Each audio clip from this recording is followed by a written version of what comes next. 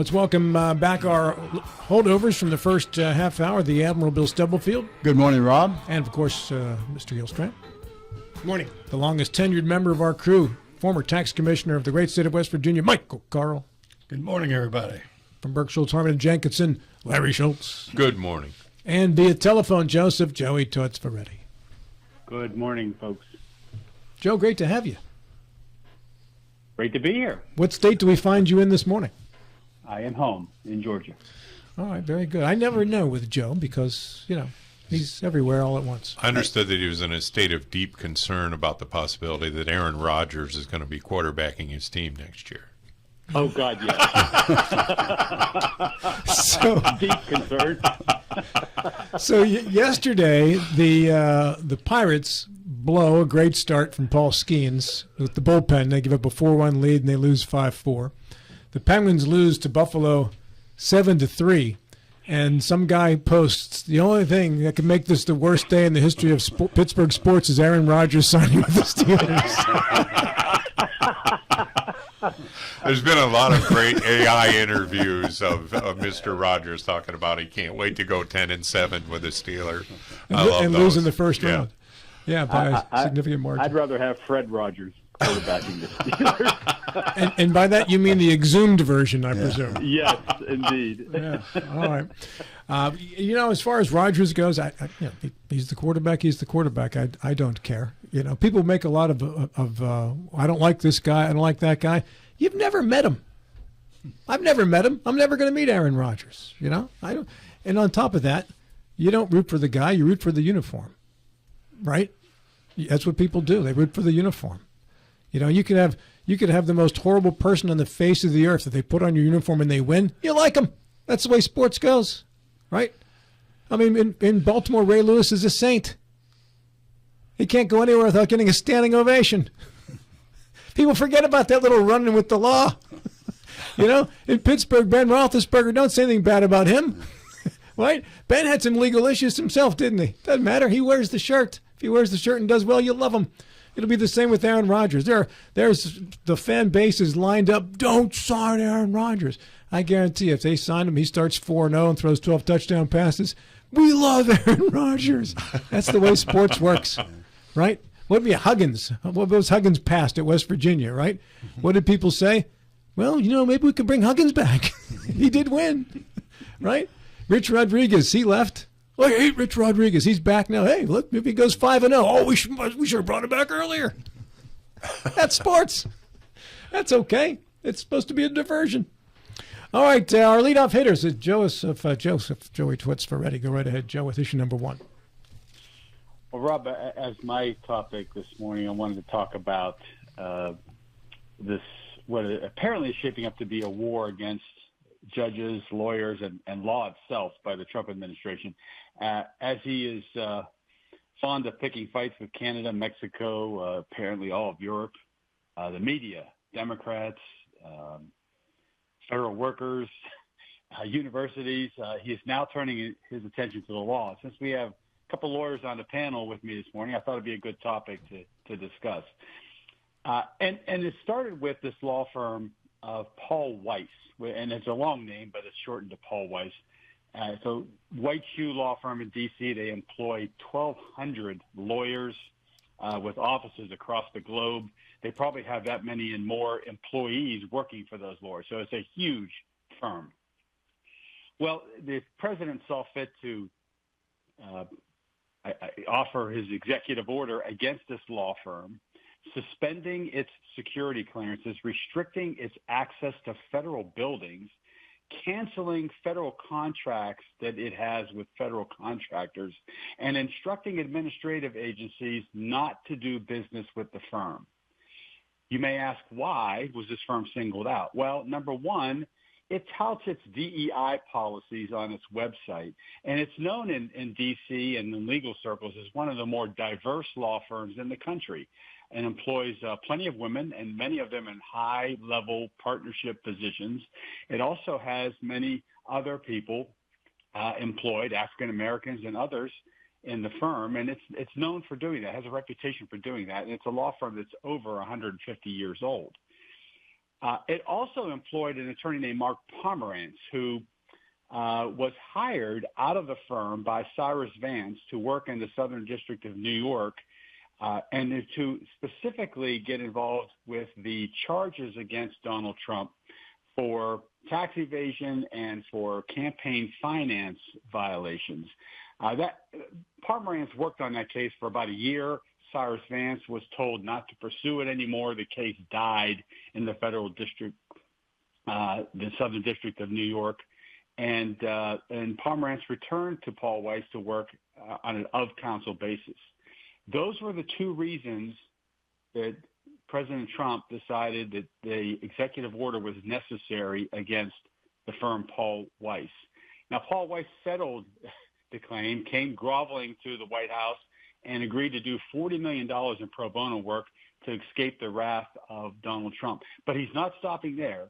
He has turned his sights on other law firms and is also now turning his sights on other parts of the justice system. Remarkably, Trump said, this is a quote, law firms should not favor any political party when it comes to choosing their clients. Firms also should not make decisions on whom to hire based upon a person's political affiliation. This is a private business, folks, but this is what the president is saying is now going to be the law in this country. At the same time, he is not sparing the judiciary as he's going against this Judge Boasberg, the fellow who has the Venezuelan gang case, calling the judge a whack job, a lunatic, a lefty, an Obama judge, and those are some of the kinder terms he used. By the way, this is a judge, Rob, who was appointed by George Bush, and he ordered the release of Hillary's emails. He limited the release of grand jury information in the Trump classified documents case, and he also dismissed the case seeking the release of Trump's tax returns. It's a wonder the Democrats didn't try to impeach the guy. But now we have the President of the United States and his Attorney General advocating for the impeachment of this federal judge and others who stand in the way of Trump's efforts to, in my opinion, violate the Constitution.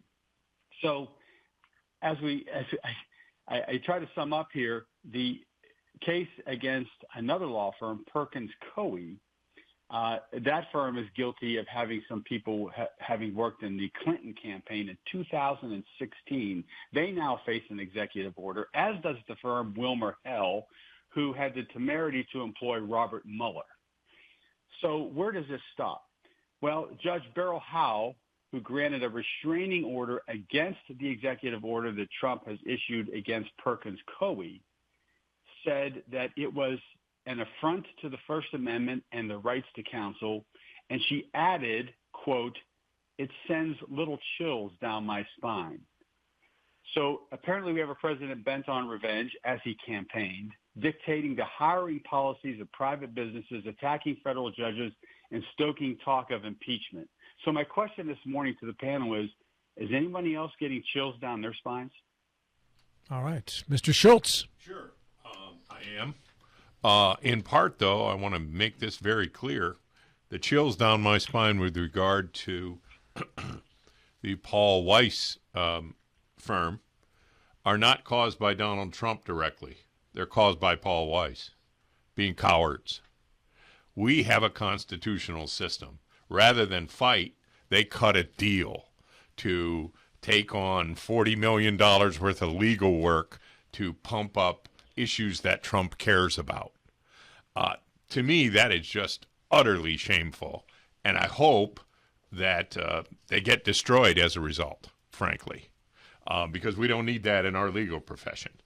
On the other hand, to address more directly what Joe says, this is a systematic attack on the rule of law in the United States. This is an itemized particular instance of it, and they're doing it in other places, in other ways around the country.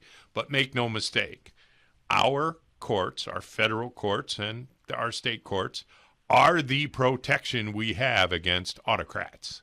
And they are trying to break that protection so that he can just dictate, Mr. Trump can just dictate what the law is. And we do need these big law firms to stand up and say, no, you don't, buddy. And I'm very glad to see that Perkins Coie and some of the other ones are pushing back and are having some success. With regard to these executive orders on all the different things, the future of our nation rests in the hands of our court system. John Gilstrap. I think there's several things working here. And it's disturbing to the degree that there are a lot of systems being tested all at once. I think that President Trump is definitely testing the limits of executive power. And all these cases are heading to the courts. Some cases he's been spanked already. In other cases, a lot of these are going to go to the Supreme Court. We're going to see.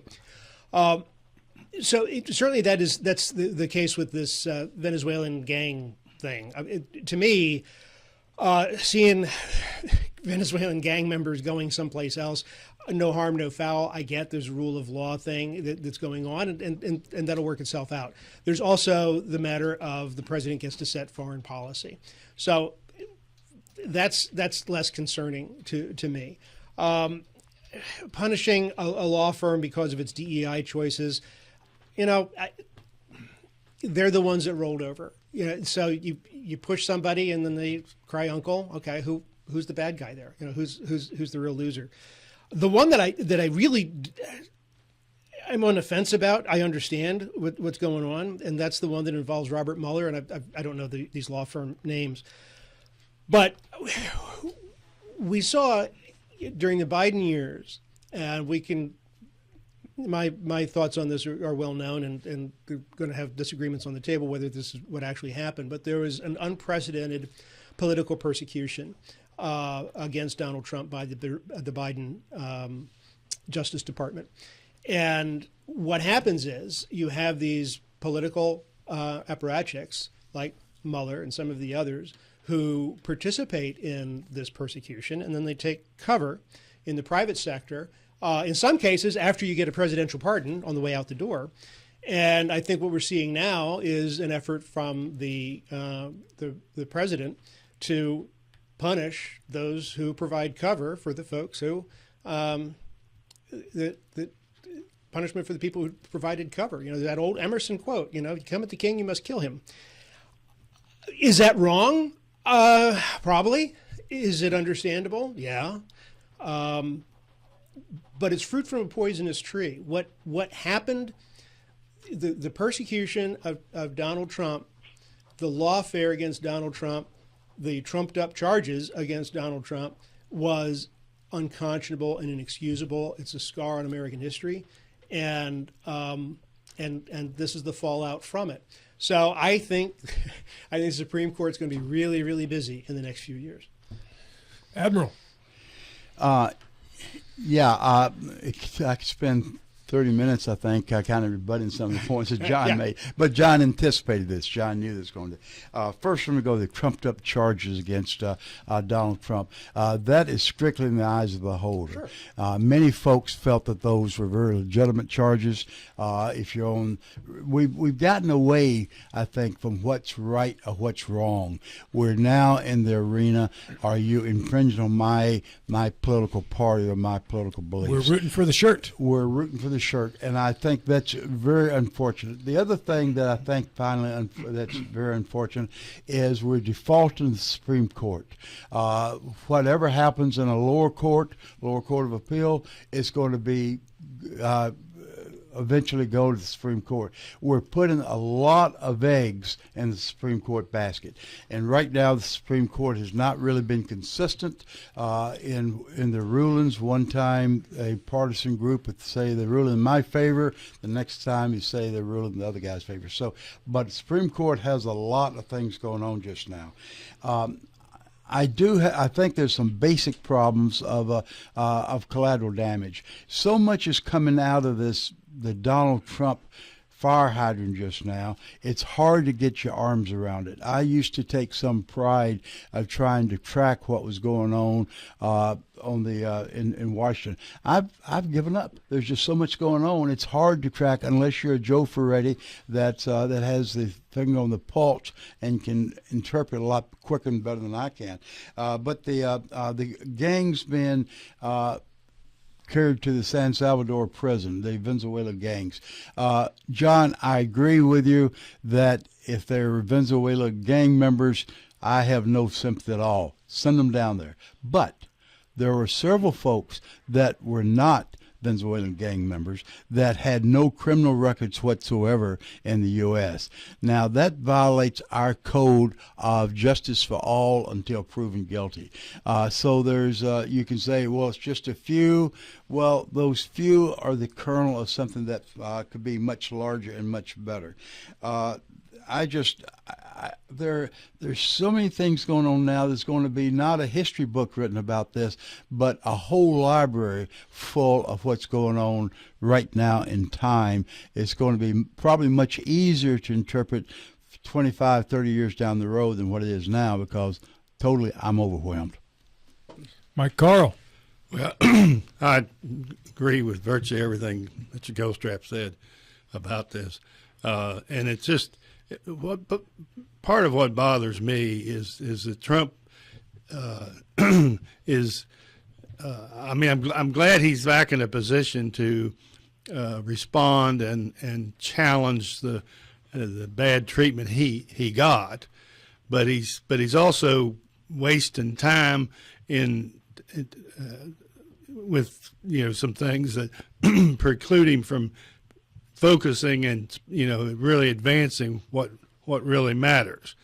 But I do believe, and I'm very confident, that the current U.S. Supreme Court, you're right, they'll be busy responding to a lot of the effects of these things. But I think that I'm very comfortable and confident that they will do the right thing in all these issues that come before them, which will ultimately will come before them. Joe, comes back to you. Well, Mike, I'm surprised you're not a little more exercised about this attack on law firms.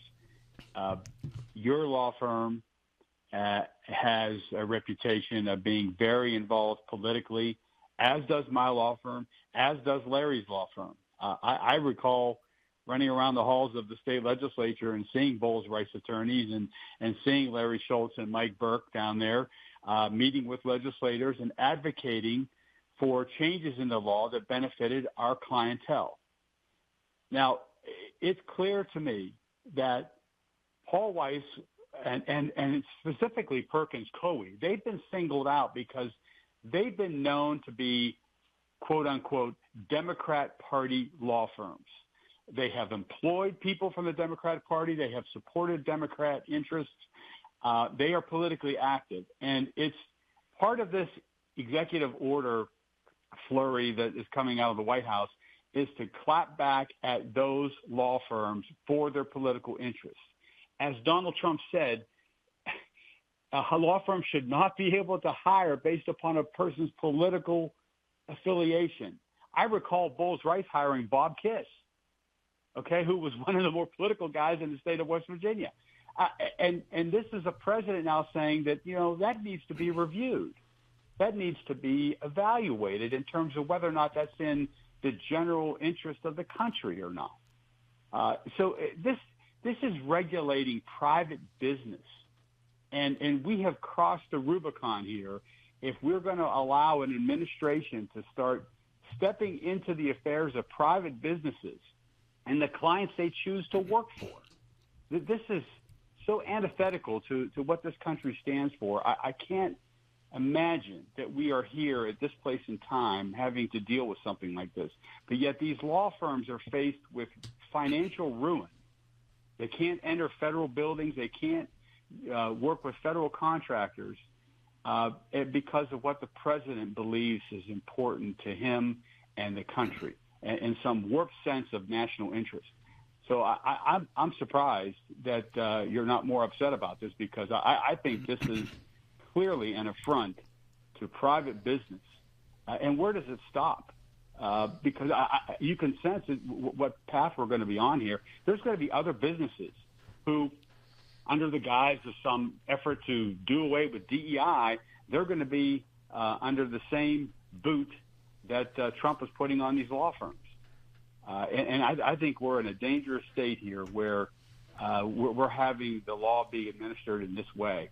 So, yeah, I'm counting on the courts, too, like you said. And I hope the Supreme Court will do what's right. But it is a strain on the system that I never anticipated. But, boy, here we are. And I all I can say is I got my fingers crossed. Larry, before you go, I want to go to Mike first because he was directly called out by Joe. Go ahead. Well, Bowles Rice hired me too, but You were involved in state government. I mean, yeah, but I came from a little different direction than Bob Kiss did. You think? But I have great respect for Bob Kiss. But that's there are many good points of view, and they clash sometimes, and that's what's going on. Go ahead, Larry. Yeah, just a couple of things. First of all, that's up to the private firm itself to make a decision, not the government. But the other more important point is, John told us that when you come at the king, you must kill him. That was actually Emerson. Well, okay, but we don't have a king. I hate to break the news to the folks, but we don't have a king. We have a constitutional democracy that is being threatened by a guy who probably would accept a crown if we gave him one. But we have a court system to stand in the way of us ever having a king. And he was elected overwhelmingly by 49.9% of the votes cast, not even a majority. How many were cast for Biden? About not 51%, not the difference. It was over. Go ahead, Bill. 50. Yeah, let me ask a quick question. The court system, we're more and more we're dependent upon the court system as mentioned around the table. What's going to happen if the court decision is ignored? And the lower court, there has been talk that I will ignore, or the administration will ignore the judgment. What's going to happen if we get to that point? I haven't heard that come from anybody in administration. That comes from people who are extrapolating, who are catastrophizing about their fears about Trump. Nobody in the Trump administration that I've heard or that I've read about has said anything along those lines. I'll disagree, John. They're ignoring court orders right now. Yeah. There's a federal judge who ordered planes to be turned around, and they were never turned around. They were sent to El Salvador. That was in the court's order. And the argument by the federal government was, oh, that was an oral order from the bench. It wasn't written. Please. Just please. Come back. The legal effect of what the U.S. Supreme Court says must be followed, period. Why, Mike? You say must be. It traditionally has been, but Not traditionally, because that's the law, and if you don't follow it, you're going to jail. Who's going to put who in Who's jail? going to put you in jail, Mike? The office, The Justice Department? Yeah. You think? Hey, Rob. Go ahead, Joe. I'll tell you what we got to hope for, because this is the last stand that will be made. If the Supreme Court issues orders and they're ignored, this happened in the Nixon administration. Nixon was told by leading Republicans, senators, that if he ignored the court order to release the Nixon tapes, they would move for impeachment. That's your last stand. And I don't know that we have the Congress today that will do something like that. Not even close. On that note, Joey, thank you for batting the lead off once again and inspiring a very thorough discussion on the issue. I congratulate all of you for not calling each other names, but there's still another hour to go, so you never know. In studio with the Friday Five, we have William Stubblefield. He is the Admiral, former president of the Berkeley County Commission. Good morning, sir. Good morning, Rob. New York Times bestselling author John Gilstrap. Good morning. Former West Virginia Tax Commissioner, senior member of our crew, Michael Carl. Good morning. From Berkshire, Harmon and Jenkinson, Larry Schultz. Good morning, everyone. You already met Joe Ferretti via telephone. Joe, once again, welcome back. Hi, folks. And with issue number 2, the Admiral Bill Stubblefield. Yeah, Rob. We've been hearing a lot lately that make government more efficient, and waste, fraud, and abuse has been invoked a great deal. Abuse was being trimmed out by the IG, a very effective IG, back in the 1990s. Vice President Gore, I think, did a very effective job reducing government. But now they're taking a different approach. We're having massive layoffs in Social Security, Health and Human Services, the VA, and it's all going to have a trickle-down effect. It had me going back to look at some of the numbers. I was surprised to find that in 1950, or 50 years ago, in the 1960s, the federal workforce is slightly smaller than it is today. Let me put that up. The federal workforce today is slightly smaller than it was in 1960. Yet the population has increased by two-thirds, over two-thirds. To put some numbers to it, in 1984, the civil service was 2.1 million. In 2023, 2.1 million. Contract, where much of the work has been done now, was 3.6 million in 84. It's 5.2 million today. So the contract has increased substantially, whereas the civilian workforce, civil service, has actually remained static. But yet that's where the cuts are coming. The cuts are coming in already a workforce that had been static for about 50, 60 years. What are some of the cuts, and how is it going to affect us real time? There's nearly 40% of a weather balloon, the National Weather Service, will no longer be launched. That's going to have major impact on our forecast, especially the forecast of severe storms in the Midwest, the tornadoes and the like.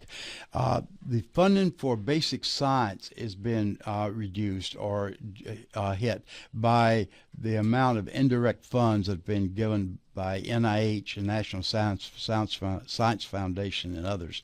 There are two types of science. One is the basic science that is basically driven by curiosity, that someone has an idea that says this might work. Rarely is there any profit from that science. Where the profit comes from is applied science. The basic research is a feed corn for applied science. If you get rid of the basic research, it's going to be fairly short order. There's no feed corn to address the applied science that is done by industry. Industry is not going to pick up the massive expense of exploratory science. The cuts at the organization I mentioned are going to be felt across the board in medical, industrial, and environmental research. This is all contrasted with China, whose R&D budget has increased 16-fold since 2000, and this month alone has increased by 8.3%. The European countries are making very attractive offers to our university professors, our advanced graduate students, to come and work at the European universities. Why? Because they see the chaos in what's been done in the U.S. I see this as an alarming political influence in our academic research. My question is, are we creating a long-term and a short-term problem in what we've been seeing in the last few weeks? I'm going to start with your breakfast buddy on Thursday mornings, Michael Carl. I'm not the least concerned that we're threatening our system, as you suggested. And keep in mind that my father was a career-long federal government employee with the Soil Conservation Service of the Department of Agriculture. I think your daughter works. And my daughter currently, works for the Department of Education, but her job is to coordinate with local, all over the country, with local schools that have suffered from some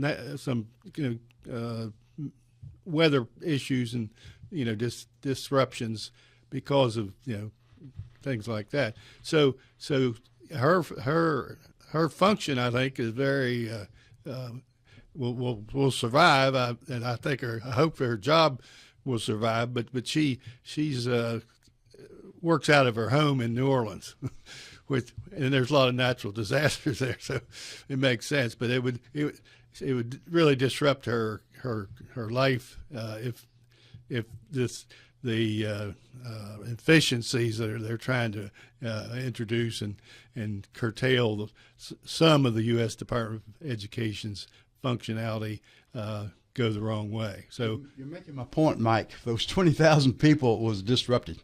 well, but there's if given that background of my family that I just described, I have forever, even when I was younger, and still do believe there's humongous waste of American taxpayer money in the federal government.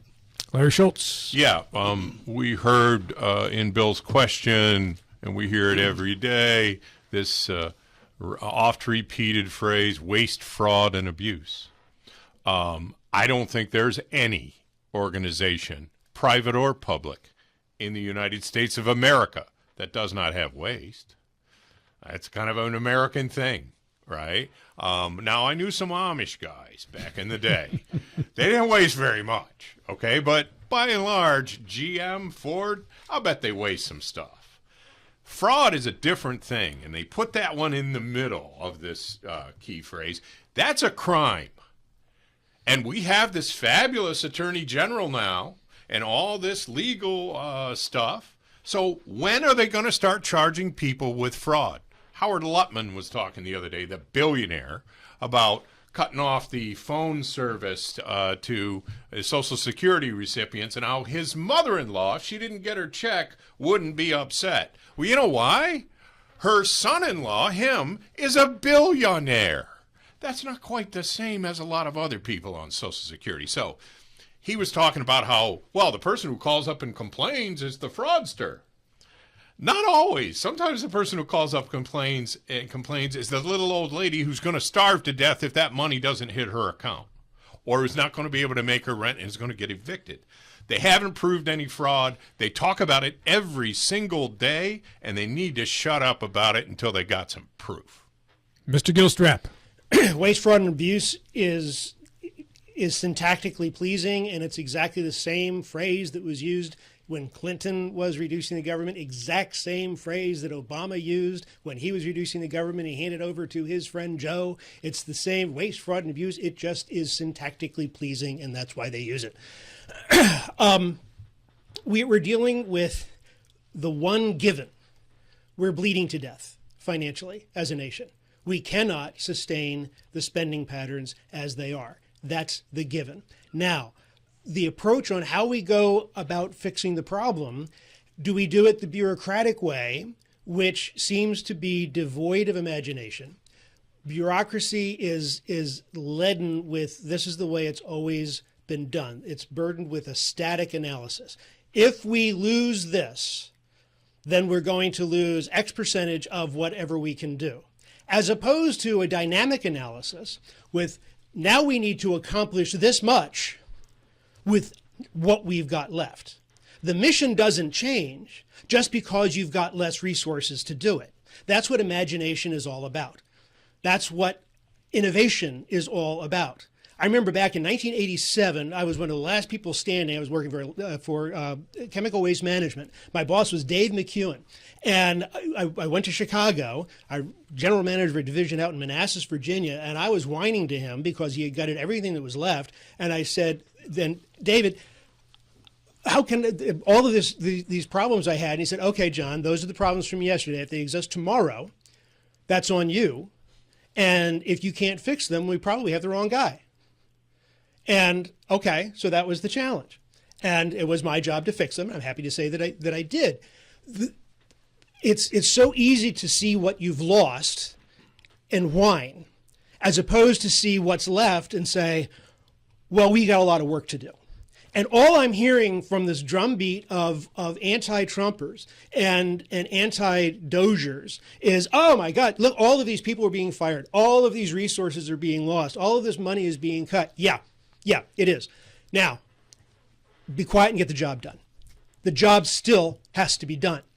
You look at what happens in battlefields all over the world, all through history.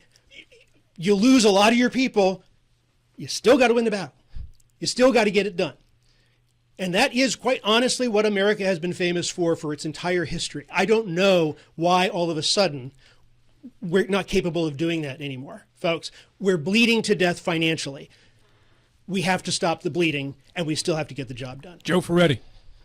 John, when you talk about continuing to get the job done, I'm reminded of that very funny movie, The Death of Stalin. I recommend it. It's very funny. And in the movie, there's a scene where Stalin is gravely ill, and the members of the Politburo are standing around saying, we must do something for the great leader. Please summon the best doctors in the country to come and help him. And one Politburo member speaks up and says, but comrade, we've sent all the doctors to the gulag. There's nobody to help. And I fear that's what we're doing here. When you stop clinical trials at the CDC, you can't restart those. The scientists are gone, and they're not, and they devote their life's work to this. They're going to go find a job over in Europe to continue their work. They're not going to be here to continue clinical trials where we're so close to having a vaccine for pancreatic cancer, where we had a 30-year study of diabetes that was ready to make breakthroughs. Those have been stopped in their tracks because of the CDC cuts. And those scientists just don't stick around. And there's not everybody can do that job. So I fear that what Bill raises here is an important point. We're throwing out the baby with the bathwater. These are not surgical, well-thought-out cuts. These are blunt cuts done by a bunch of dogebaggers who really don't understand what they're even working with. And I fear the birds are going to come home to roost on this soon enough. Bill, back to you. Yeah, the most of the cuts, and I agree with John Gilstrap, we are bleeding to death and need to make cuts. But where do we make the cuts? When Musk started this, he said he was going to get $4 trillion worth of cuts. Very quickly to find out where most of the cuts are in discretionary funds, there's substantially less than $2 trillion in discretionary funds. So he's got to go, if we do this, we've got to go where it really makes a difference. But nobody's prepared to do that. So we're working on the edges. We're working on those places that gets a lot of publicity, but does not affect the entitlements. We talked about this with Bill Powell this morning in leadership, right? We are bleeding to death, which is a great reason to not spend $20 million in taxpayer money to go to the Super Bowl, to go to a NASCAR race. Any reason why you would do that if we're bleeding to death? Are we really bleeding to death if we got $20 million to go to the Super Bowl? Well, we are really bleeding to death, so we shouldn't be going to the Super Bowl for $20 million. There's a reason why no other president ever did that. It costs a lot of money. If we don't have a lot of money, then why are we spending it? If you're going to make cuts, every dollar counts, right? $20 million to go to the Super Bowl. Why? To be seen? Like you're in the Roman Empire?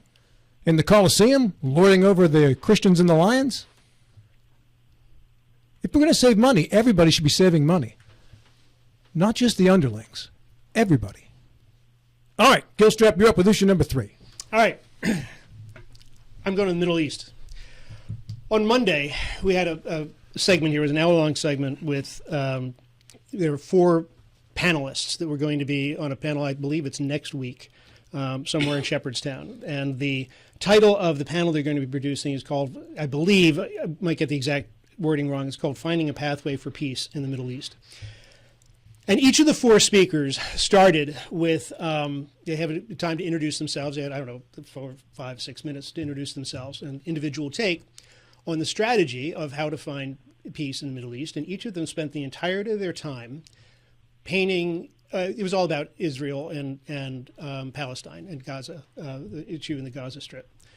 And they spent the entirety of their time painting Israel as the aggressor in Gaza and extolling the victimhood of the Palestinian people historically, all the problems that the Palestinians have faced over history.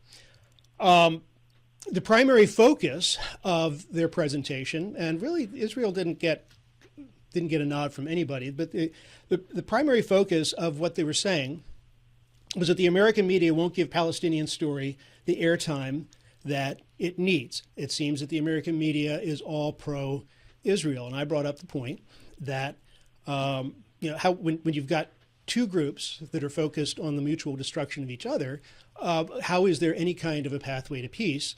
And I brought up that right now we're in a situation where, after October 7th, where the Palestinians killed 1,600 people in a raid at essentially a music concert, and one of the panelists actually quibbled that 1,600 wasn't the real number, that that's an inflated number, as if there is a percentage of that number that is somehow more reasonable for a number of people to be killed.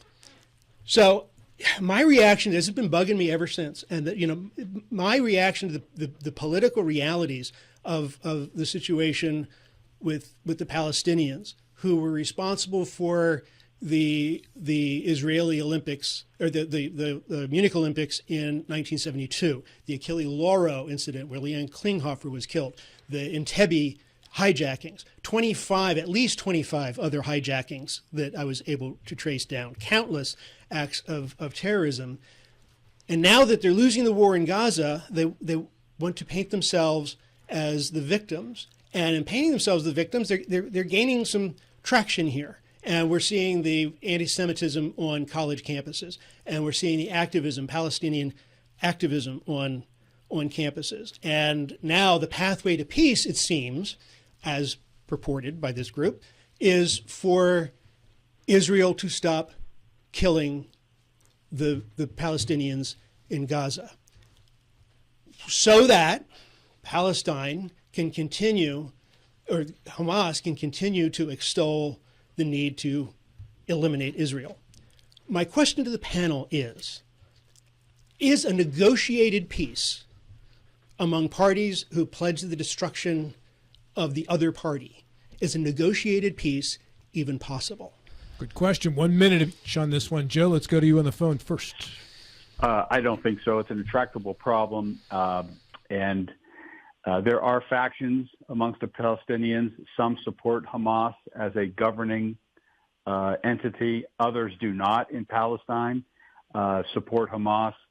And I think it's those folks that have to be reached. They have to be convinced that they need to become more of a voice in Palestine to really disavow any allegiance to Hamas and indicate that they are interested in a path forward. I don't see that happening. It's very difficult to do because it's such a tricky situation there in Palestine. And I think the best you're going to get is a brokered ceasefire, but peace, I doubt we're going to see that maybe in our lifetimes. Mike Carl. Well, first of all, I think we have to have a strong, clear support of Israel by the United States. And there was, and things weren't perfect before the October attack, but we need to at least get back to that circumstance, at least. And the